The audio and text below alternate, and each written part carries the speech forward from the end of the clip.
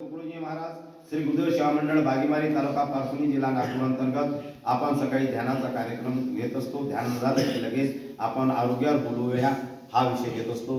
तर आजचा आहे आपला आरोग्याचा विषय आहे पोटदुखी. आपलं पोट का दुखतं तर पोट दुखण्यामागचे 3-4-5 कारण आहेत, ते आपण थोडं लक्षात घेतलं पाहिजे. आणि पोट दुखण्याचं कारण आपण घाईघाईने जेवण करू नये, जड पदार्थ खाऊ नये, कुठलेही पाणी पिऊ नये आणि आपण जास्त तिखट, जास्त खारट, जास्त गोड हे पदार्थ खाऊ नये. आणि पोट दुखत असताना आपण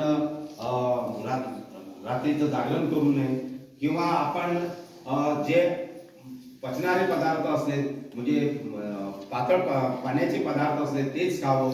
त्याच्यामुळे आपली पोटदुखी थांबते, अन्यथा थांबत नाही. कधी कधी आपल्याला अपेंडिक्सचा हा जर रोग असला, अपेंडिक्स जर झाला तर त्याच्याने पोट दुखत असते. म्हणून अपेंडिक्सच्या वेळेस आपण डॉक्टरकडून तपासून घ्यायला पाहिजे.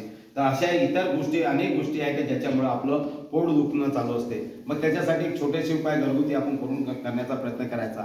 तर आपण करत असताना काय करायचं, 2 चम्मच सोप घ्यायची आणि थोडंसं हिंग घ्यायचं आणि सेंधा नमक घ्यायचं आणि त्याला कोमट पाण्यामध्ये ते एकत्र करायचं. कोमट पाणी घ्यायचं आणि कोमट पाण्यामध्ये त्याला एकत्र करून त्याला हे करायचं, गाळून घ्यायचं आणि हे पिऊन प्यायचं.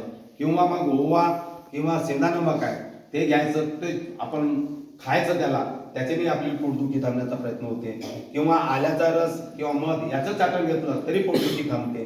किंवा सूट, जिरा आणि काळी मिरी जर घेतलं ते याचं पावडर बनवायचं आणि पावडर बनवून घेतल्यानंतर कोमट पाण्यामध्ये हे पावडर घ्यायचं. आपण सकाळ संध्याकाळ घ्यायचं. दोन्ही वेळेस जर घेतलं तर त्याची पोटदुखी थांबते. तसंच जर आल्याचा रस आहे, लिंबाचा अर्धा लिंबाचा रस आहे आणि तसंच एक मीठ आहे आपलं काळे मीठ किंवा पांढरे मीठ म्हणतो, हे समजा तुम्ही एकत्र करून घेतलं आणि याच्या पाण्यामध्ये जर घेतलं तर त्याच्याने पोटदुखी थांबते. आणि आपल्या बिंबीमध्ये असलेला कचरा हा साफ करायचा आणि त्या ठिकाणी आल्याचा रस बिंबीला लावायचा आणि रात्री झोपायचं.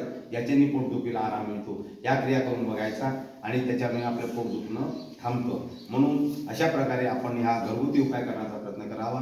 जय गुरुदेव, जय गुरुदेव. धन्यवाद. मी बबलू काडवे, बागीमारी तालुका पारसुनी जिल्हा नागपूर. जय गुरुदेव, जय गुरुदेव. धन्यवाद.